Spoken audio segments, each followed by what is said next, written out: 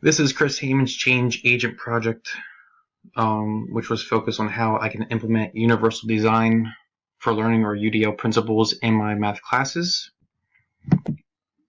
This is the chart that we all have seen before. It's the UDL guidelines and principles. The left is the engagement column, the middle is the representation column, and the right is the action and expression column.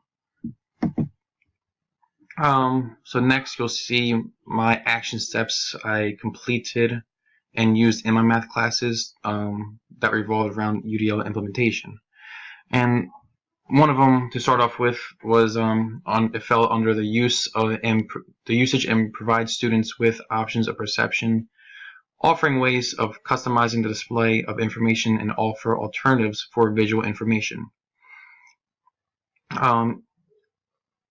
I have multiple resources I use when I teach math lessons. I use Think Central, Khan Academy, Math Antics, Number Rock, and of course Direct Instruction.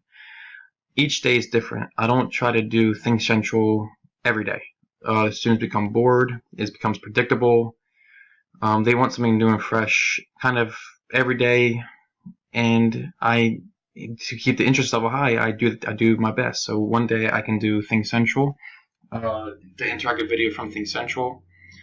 Then the next day I can do a Math Antics with our friend Rob, who I tell my students that we're best friends with the Stockton to kind of make it more interesting for them, followed by a Number Rock video, which is a resource that has catchy math songs. And I sometimes do my best to pull out jingles from those videos to help my students remember what we're learning. And then, of course, direct instruction is always needed in math. I need to physically directly teach my students on how to do certain things. And like I said, I vary which resource I use every day.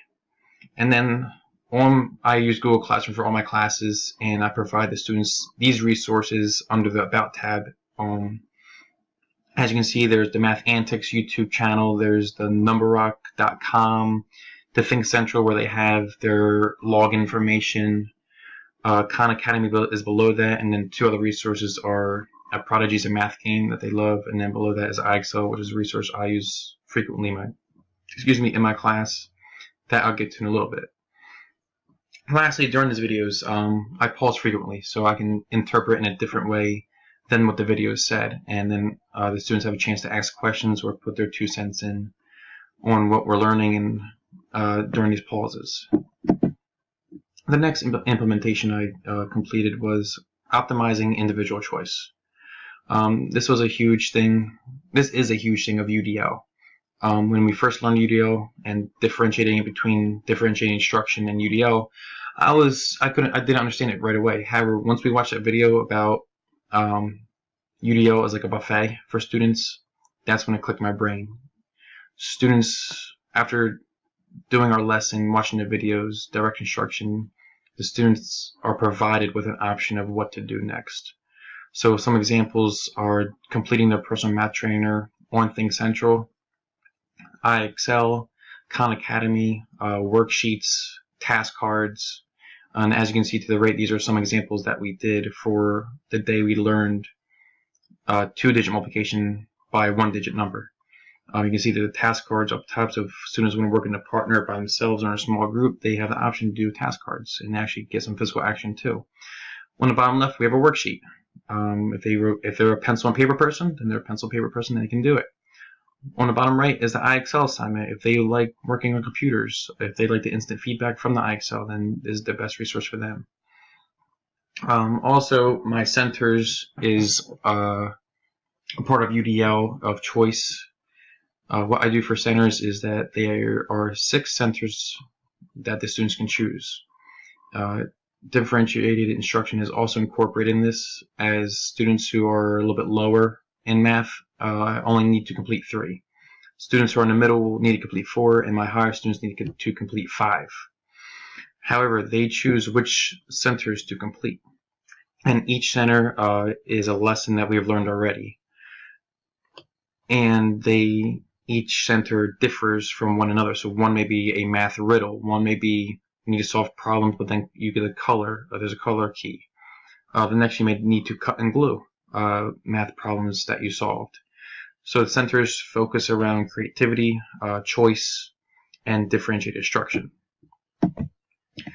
The next action I took was fostering collaboration and a sense of community in my class. This is one of my main focuses. I did as far as UDL. To start off with, every day we have a classroom discussion. Every day we do daily partner work, whether it's a think, pair, share, or back-to-back. Weekly, we do at least one day of choice of working individual, working with a partner, or working in a group. As I said before, student discourse is huge. Students learn from talking to each other. They perform well working with people who they're compatible with. And next is Go Noodle videos and activity. I think Go Noodle is a great resource to use to, one, students need the physical action, which I'll talk about in a little bit. However, the students may not even know it, but when we watch these videos, it does create a sense of community. They're all singing, they're all dancing, they're all having fun together. No one's making fun of each other. They're all just being goofy, having fun with these videos, and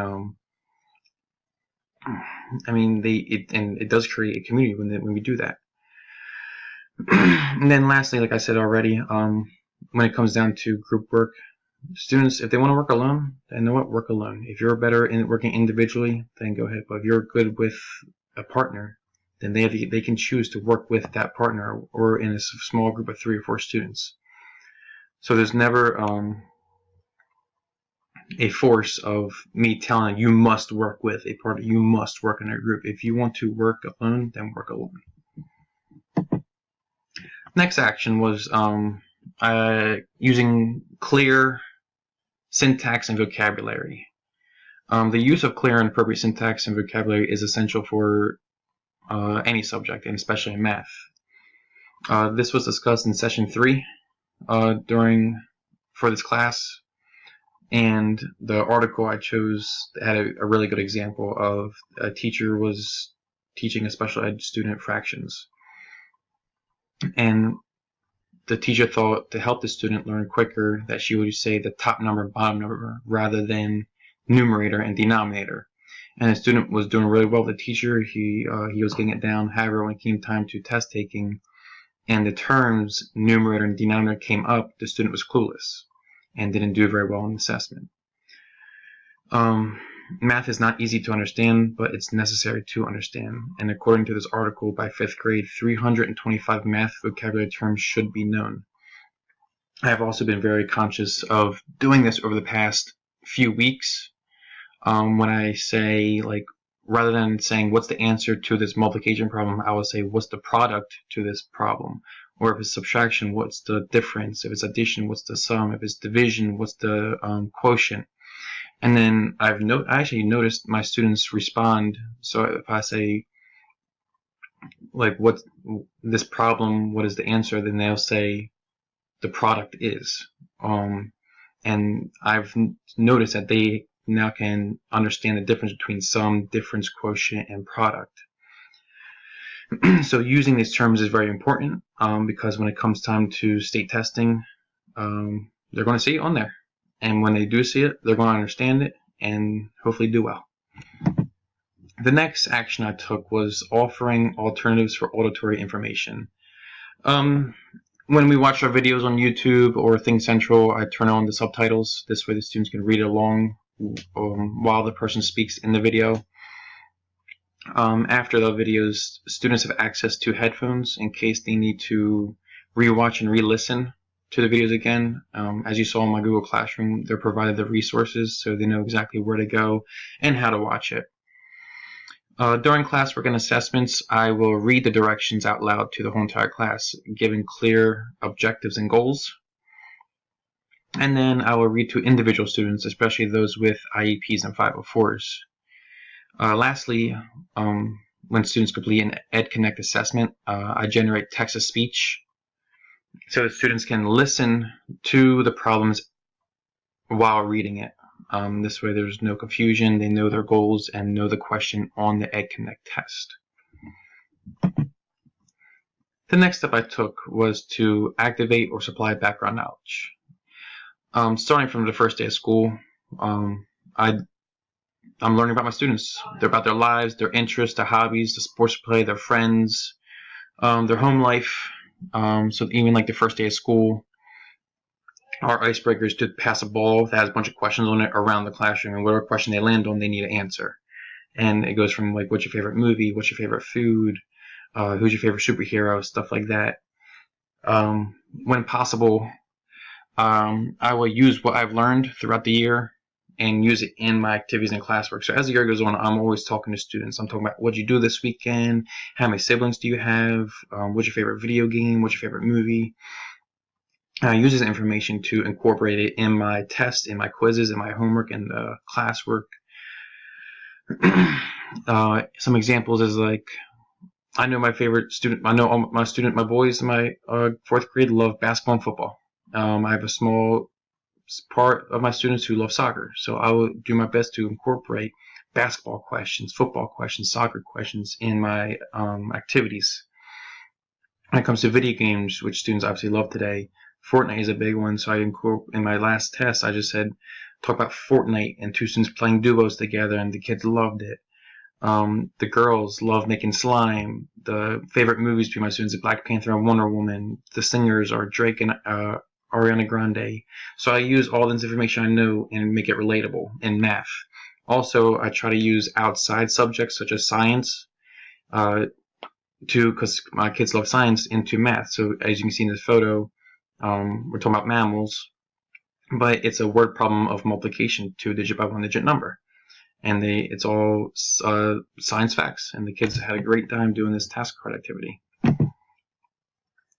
The next action I took was provide options for physical action. Whether it's a do now, a formative assessment, activity or go noodle, I'm always trying to have my students get up and move. They cannot sit in a seat for 80 minutes without getting in trouble. So one formative assessment I use is back-to-back, which is a variation of think, pair, share.